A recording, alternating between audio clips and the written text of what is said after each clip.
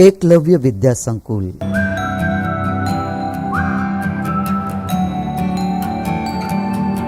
વિદ્યાર્થી મિત્રો, હવે આપણે જોઈશું અભ્યાસ પ્રશ્ન 1.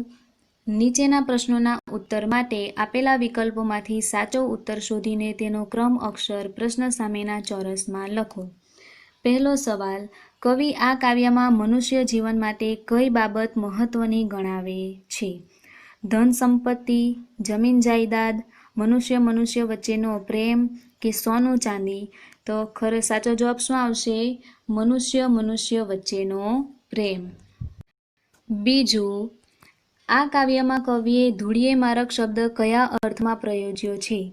સાદા સાત્વિક જીવન અર્થે, ધન સંપત્તિની લાલસા અર્થે, સુખ વૈભવથી ભરપૂર જીવન અર્થે કે ધૂળ માટી અને કાદવ અર્થે? તો સાચો જવાબ શું આવશે? ધૂળીએ મારક એટલે સાદા સાત્વિક જીવન અર્થે. ત્રીજું, કવિ ઉપરવાળી બેંક કોને ગણાવે છે? ઈશ્વરને, આકાશને, દેના બેંકને કે સ્ટેટ બેંકને? તો સાચો જવાબ આવશે ઉપરવાળી બેંક એટલે ઈશ્વરને. ત્યાર પછી પ્રશ્ન 2. નીચેના પ્રશ્નોના 1-2 વાક્યમાં ઉત્તર આપો. પહેલો સવાલ, મનુષ્ય બીજા મનુષ્યને કેવી રીતે મળવું જોઈએ? તો એમાં આપણે કવિતાના આધારે લખી શકીએ કે મનુષ્ય બીજા મનુષ્યને લાગણીથી, નિસ્વાર્થ ભાવે, કોઈ પણ જાતના સ્વાર્થ વિના પ્રેમથી મળવું જોઈએ. બીજું, પ્રવર્તમાન સમયમાં મનુષ્ય શાની પાછળ દોટ મૂકી છે? તો આપણે સૌ જાણીએ છીએ પ્રવર્તમાન એટલે કે આજના સમયમાં મનુષ્યે ધન સંપત્તિ પાછળ દોટ મૂકી છે. ત્રીજું, ખુલ્લા ખેતર માટે અને અડખે પડખે શબ્દોનો અર્થ સમજાવો. તો એમાં આપણે લખી શકીએ અડખે પડખે ખુલ્લા ખેતર એટલે કે માર્ગની આજુબાજુ બંને બાજુ મોટા ખેતરો હોય તેને કહેવાય ખુલ્લા ખેતર, અને અડખે પડખે એટલે આજુબાજુ. ત્યાર પછી આપણે જોઈશું સ્વાધ્યાય પ્રશ્ન 1. નીચેના પ્રશ્નોના ઉત્તર લખો. પહેલું, કવિના મતે મનુષ્યનું જીવન કેવું હોવું જોઈએ? તો અહીં આપણે કવિ આપણને મનુષ્યનું જીવન કેવું હોવું જોઈએ તે કાવ્યના આધારે સમજાવે છે. તે પ્રમાણે આપણે જવાબ લખી શકીએ કે ધૂળીએ મારક કાવ્યના કવિના મતે મનુષ્યનું જીવન નિસ્વાર્થી, માણસને જોઈને લાગણી ઉભરાય એવું સાદું અને સાત્વિક હોવું જોઈએ. ધન સંપત્તિની લાલસા વિનાનું એટલે કે લાલચ વિનાનું હોવું જોઈએ. બીજું, કાવ્યમાં પ્રશ્નાર્થવાળી પંક્તિઓ કઈ કઈ છે તેનાથી કાવ્યમાં કયો ભાવ જગાડાયો છે? તો આપણે એમાં કાવ્યમાં જોયું કે શરૂઆતમાં જ કવિ આપણને પ્રશ્ન પૂછે છે. તો એમાં આપણે લખી શકીએ કે કાવ્યમાં પ્રશ્નાર્થવાળી પંક્તિ છે કોણે કીધું ગરીબ, કોણે કીધું રાંક? ત્યાર પછી બીજી એક પ્રશ્નાર્થવાળી પંક્તિ છે એમાં તો શું બગડી ગયું, એમાં તે શી ખોટ? અને ત્રીજી એક પ્રશ્નાર્થવાળી પંક્તિ છે વચ્ચે નાનું ગામડું બેઠું ક્યાં આવો છે લાભ?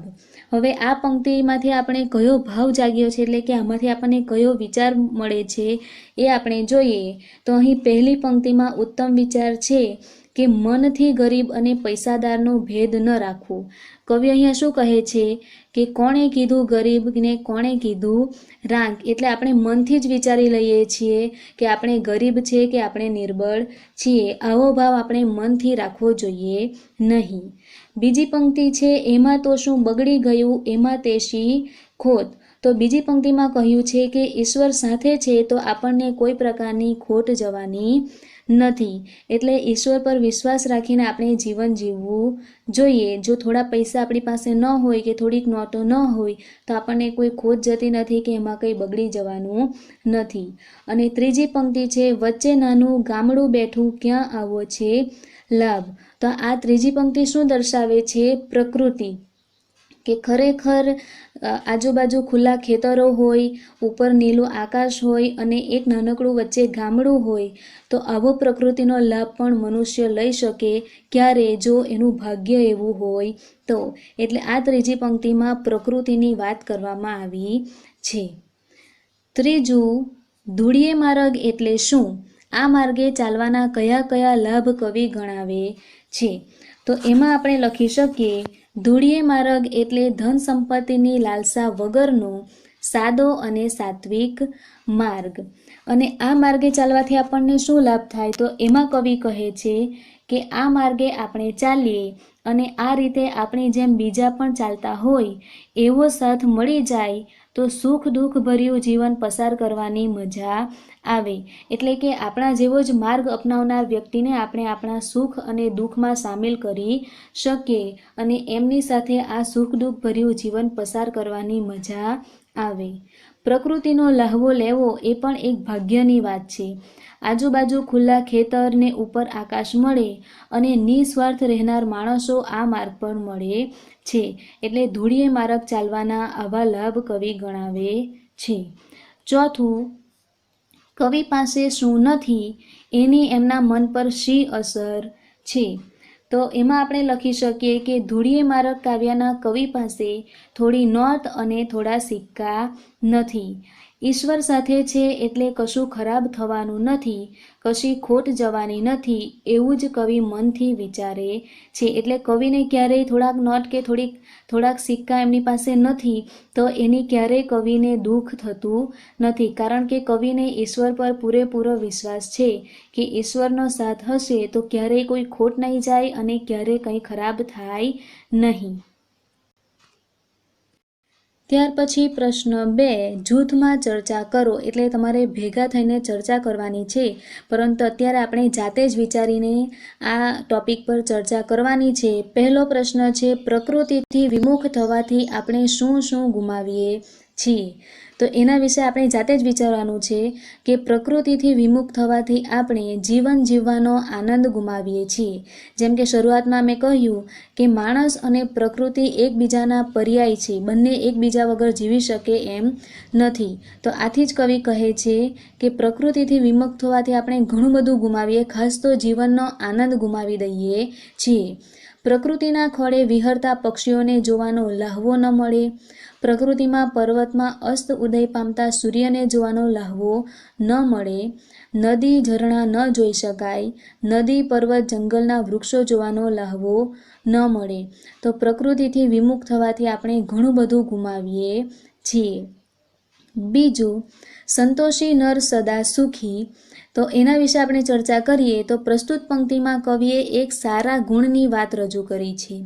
માણસ સુખ અને દુઃખના ચક્રમાં ફર્યા જ કરતો હોય છે. મનુષ્ય બીજાનું સુખ જોઈને દુઃખી થતો હોય છે. જેમ કે આજનો વ્યક્તિ પોતાના સુખથી સુખી નથી, પરંતુ બીજાના સુખથી જોઈને વધારે દુઃખી છે. સુખી માણસોની ધન સંપત્તિ અને ભૌતિક સુખ સગવડ જોઈને તે દુઃખી થતો હોય છે. કોઈ પણ વ્યક્તિ કોઈ પણ બાબતમાં સંતોષી રહેશે તો તે હંમેશા સુખી રહેશે. એટલે મનુષ્ય પાસે ગમે એટલું ધન આવે પરંતુ એનામાં સંતોષ નામનું ધન નથી. એટલે અહીંયા કવિ કહે છે કે જો એનામાં સંતોષ હશે તો એ હંમેશા સુખી જ રહેશે. સંતોષ એ સુખી જીવનનું પ્રથમ પગથિયું છે. સંતોષી વ્યક્તિને કોઈ દુઃખ સ્પર્શ કરી શકતું નથી. વધુ ઈચ્છા રાખનાર માનવી દુઃખી થાય છે. જેમ કે આપણે જાણીએ છીએ કે મનુષ્યની ઈચ્છાઓ અમાપ છે. એક ઈચ્છા પૂરી થાય એટલે બીજી ઈચ્છા તરત જ પ્રગટ થઈ જ જાય છે. પરંતુ જો આપણામાં સંતોષરૂપી ધન આવી જાય, એટલે કે આપણામાં સંતોષ હોય, તો આ બધી ઈચ્છાઓ મરી પરવારે છે અને વ્યક્તિ જાતે જ સુખી થાય છે. એટલે અહીંયા કહ્યું છે કે વધુ ઈચ્છા રાખનાર વ્યક્તિ હંમેશા દુઃખી જ થાય છે. જેમ કે ગાંધીજી, મોહનલાલ પંડ્યા, રવિશંકર મહારાજ વગેરે મહાન વ્યક્તિઓ સંતોષપૂર્ણ, કરકસરભર્યું અને સાદગીવાળું જીવન જીવવાના ઉદાહરણ રૂપ છે. આવા ઘણા બધા એવા મહાનુભાવો છે જેમણે પોતાના જીવનને સંતોષપૂર્ણ બનાવ્યું હતું. આમ આ પંક્તિમાં સંતોષથી જીવન જીવવાની કળાની વાત થઈ છે અને હાલના મનુષ્યને આ સંતોષરૂપી ધન મેળવવું ખૂબ જરૂરી છે. ત્યાર પછી ત્રીજો સવાલ છે, હું માનવી માનવ થાવતો ઘણું. ખૂબ મહત્વની પંક્તિ છે. પ્રસ્તુત પંક્તિમાં આજના પ્રવર્તમાન યુગમાં માનવતા મરી પરવારી છે તેને અનુલક્ષીને આ ચોટદાર પંક્તિ રજૂ થઈ છે. સમાજમાં મનુષ્ય વચ્ચે ઊંડી ખાઈ વધતી જાય છે. આપણે જોઈએ તો ભાઈ વચ્ચેના સંબંધો પણ એટલા સારા રહ્યા નથી. એટલે મનુષ્યને એકબીજાના પ્રત્યે એવી ઈર્ષાનો ભાવ પેદા થઈ ગયો છે કે એમનામાં માનવતા હવે મરી પરવારી છે. મનુષ્ય ધન દોલત સંપત્તિ મોહમાયામાં એટલો બધો રચ્યો પચ્યો રહે છે કે તેને બીજા મનુષ્ય માટે સમય જ નથી. માનવીની લાગણી તો એ ક્યાં સમજી શકે? આજનો યંત્રવત માનવી બીજા માનવીને મદદ ક્યાંથી કરે? તેથી જ કહેવાયું છે કે હું માનવી માનવ થાવ તો ઘણું. પોતાના સ્વાર્થ માટે એ કેટલું નુકસાન કરી નાખે છે. આમ કવિ અહીં સમજાવે છે કે મારે કશુંએ થવું નથી કે કશુંએ બનવું નથી, માત્ર હું માનવી માનવ બનું તોય ઘણું છે. ત્યાર પછી પ્રશ્ન 3, ઉદાહરણમાં આપેલા પ્રાસયુક્ત શબ્દો વાંચો અને એવા અન્ય શબ્દો કાવ્યમાંથી શોધીને લખો. જેમ કે અહીંયા રાંક અને આંક. તો આવા જ આપણે કાવ્યમાં પ્રાસ એટલે કે જે છેલ્લા કે વચ્ચે જ્યાં પ્રાસ બેસતો હોય, એક સરખો ઉચ્ચાર થતો હોય એવા શબ્દો આપણે શોધીને લખવાના છે. તો જુઓ, અહીંયા પહેલું હતું રાંક અને આંક. તેવી જ રીતે નોટ અને ખોટ, માલમમાલ અને કાલ, સાથ અને બાથ, આભ અને લાભ, હેત અને પ્રેત અને વહાલ અને ચાલ. ત્યાર પછી પ્રશ્ન 4, નીચેના શબ્દોના સમાનાર્થી શબ્દ લખો. પહેલું છે માર્ગ. માર્ગ એટલે માર્ગ કે સડક. હેત એટલે લાગણી અને પ્રેમ. સોનું એટલે કનક અથવા સુવર્ણ અથવા હેમ. સાથ એટલે સંગાથ અથવા જોડે. અને રાંક એટલે ગરીબ અથવા નિર્ધન. Thank you.